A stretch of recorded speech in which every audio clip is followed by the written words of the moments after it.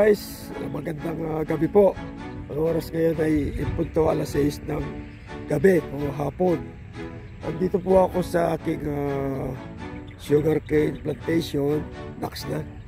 Yung pong number 3 na pinatanim ko, yung pangatlo. Ngayon po, natubo na siya, pinahararo ko sa manual, yung kalabaw, yung hararo. Kasi hindi pwede yung aming 4x4 na traktor na kumota. Actually, meron kaming hararo na hila-hila ng traktora. Kaya lang, kahit na anong galing mong mag-drive, mahulog at mahulog siya sa linya. So, kailangan mo ng balsayin at saka lagyan ng daan, yung gulong ng traktora. So, pinahararo ko sa manual sa kalabaw. Ito po, papakita ko sa inyo yung aking pangatlong tubo. Samahan niyo po ako kahit gabi, tignan natin itong aking tanim na tubo. Unang-una po, bago makalimutan, ako'y nagpapasalamat sa buong may kapal.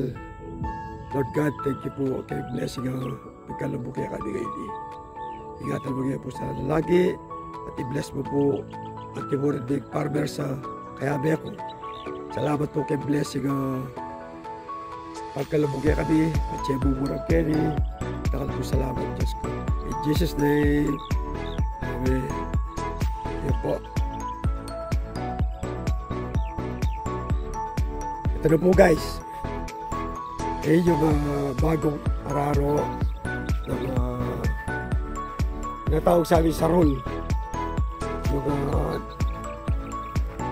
manual, yung hila-hila ng kalabaw.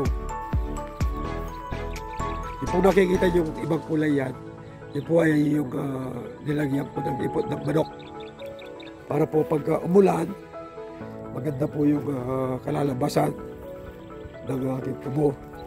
Kasi po nasubukan na namin sa unang tanim namin, yung may ipot ng manok, maganda po. Yung kumpare ko, kalahating hektarya lang. Bagtak yung kalahating hektarya, nakakuha ng almost 10 na truck. 10. Kaya sabi ko, ganda ng tubo na yun. Yung variety na yun, kamukha rin ng variety na binili kong tentib o cuttings. Ito po ay binili ko sa Bacolor. 125 per bags, pero pick up mo, ikaw kukuha. Isasako nila, tapos magdadala ka ng sasakyan, kunin mo doon. Na-videoan ko rin po yun. Nandun sa content ko sa YouTube.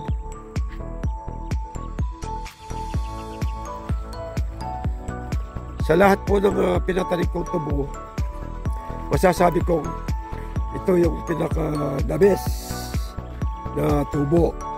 Kasi po yung unang tubo ko, malalaki na hanggang lampas-bewang ko na.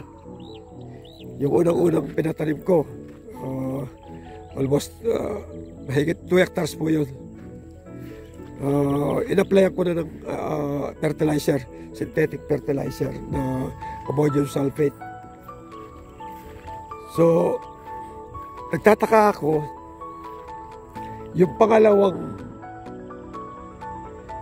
pinatanim ko, although yun ay diniligan ko.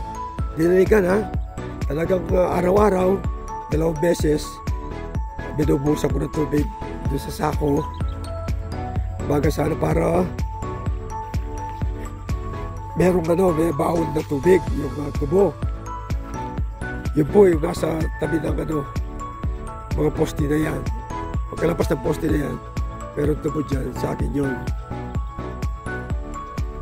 Ito, hindi ko po binabad, hindi ko siya binasa ng tubig. Bakit? Parehas naman yung lupa. Bakit mas maganda ito? Kinalabasan nito. Itong huli kong pinatanim. Ayan po, nakikita nyo, mas maganda yun. Kukunan ko yun pagkatapos mamaya doon. Para i-compare ko. Mas nauna ng pinatanim ko yun, siguro mga mahigit 1 week. Pero halos kasi laki lang. Baka mas malaki pa to. Kaya sana kung ipapahintulot ng ating Panginoon, kahit na makakuha lang ako ng kahit 2-3 truck dito, masaya na ako. Kung lalampas pa doon, lalong mas masaya. Kaya kayo, kung magtatanim kayo, dapat ipabayarin natin sa may kapal. Hingin natin sa kanya na maganda yung tubo, tapos sana hindi magkakasakit. Actually po ang tubo, pero hindi sakit yan. Yung punggos, yung yung bit ng dahon, meron sakit. Bago ko pa pala makalimutan, ang variety na po dito ay yung 74. Ito po ay matagal ng binhi ito. Maliit pa lang ako, meron nang nagtatanim na 74. Ito po ay lumalaban sa init, lumalaban sa ulan. Maganda rin yung SPTC, yung classic ng asukal. Kaya hanggang ngayon, gusto ng mga farmers, sugarcane plantation, itong classic binhi ito. Kasi po, nung binigyan kami ng binhi libre ng SRA, Sugar Regulatory Administration, binigyan kami ng libre binhi. Tapos tinanim namin, libre yung asukal, ay libre yung abono. Tapos kinatback namin. Yun ang tinanim namin. Nung una, maganda. Yung nursery na yun, kinatback namin. 2 hectares yung nursery namin na yun. Tapos halos kami lahat nabigyan ng tip-tip o cutting. Lahat kami, mga members ng Black Farm, nakapagtanim ng naturang binigay ng SRA. Kaya po, sa una, maganda po yung tubo. Nung iraraton na namin, raton yung pulpul, tawag sa amin pulpul. Raton, sa English. Next na English pa. Nung iraton ko na, kami lahat, hindi po magandang kinalabasan. Dati nakakuha ako ng 4 na truck. Nung niraton ko, pulpul, nakakuha ko 2 truck na lang. Yeah. So, ginawa ko, kahit nangutang po ako, pinag-iba ko. Pinalitan ko ng bili. Ito nga, bibili ako ng cuttings na 74. Kaya ito, kahit na 3 beses, 4 na beses, pwede mong iraton dito. Itong klaseng bili na to. Sa una, after 1 year, mag-harvest kami, break even po ang dito. O kaya, meron kang sobrang konti. Pero sa susunod, yung raton, ayun, yung gastos mo doon, yung na lang. Yung abono, at saka upang labor sa pag-abono, at saka pag-aararo. Yun na lang po ang gastos mo doon. Neto na yun. So, yung pagkagandahan ng tubo, kahit masunog, dito lang ng ibang gulay. Pag nagkasakit, wala na, matay. Ito pong tubo, basta naka-open na yung asukarera, yung billing company, kahit po masunog, wala pong problema. Basta merong magtatabas, pwede pong kunin. Kaya po, nabanggit natin yung pagtatabas. Nasubukan na rin namin yung mechanical cutter.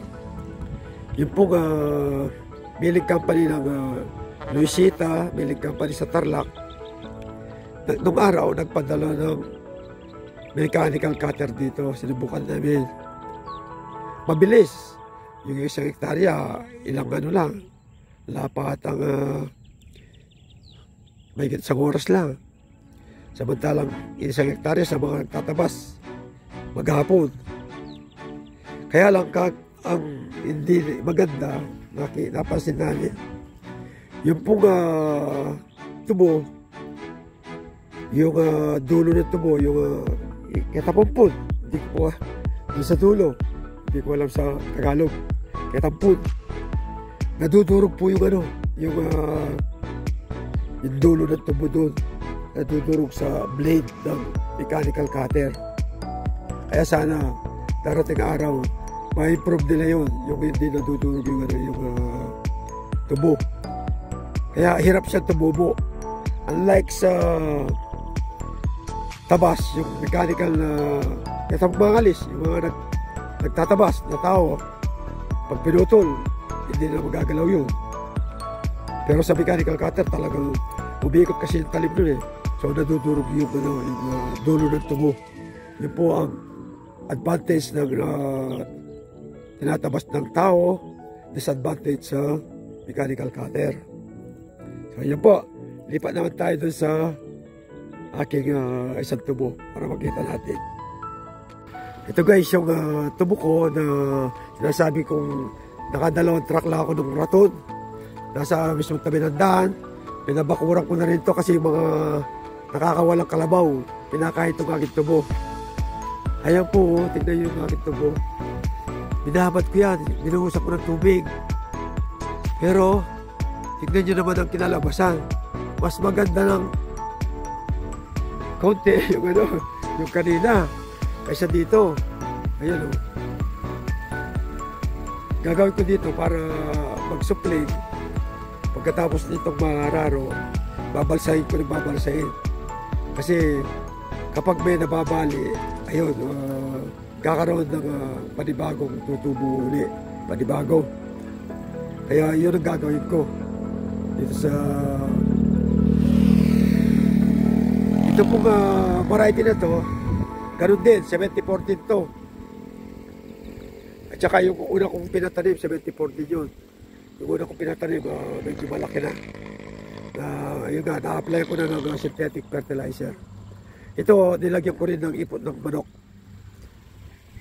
Although yung katabi kong dyan, yan, pinahukay, pinakwari. Yan, malalim po yan. So, nakabitin siya yung aking tubo. Yung dulo ng tubo na yun, okay na malalim yan. Nabitin yung aking tubo. Kaya palagi kong hinihiling sa ating pong may kapal na sana umulan para po hindi masyadong maapektuhan yung aking tubo sa init. So yun po guys, ako'y papauwi na. Sana po meron kayong napulot sa aking kaunting video na to. Maraming salamat po muli. Ito po ang inyong lingkod sa Dikyakabot, Farmer Senior Citizen ng Pampanga. Ingat po tayo.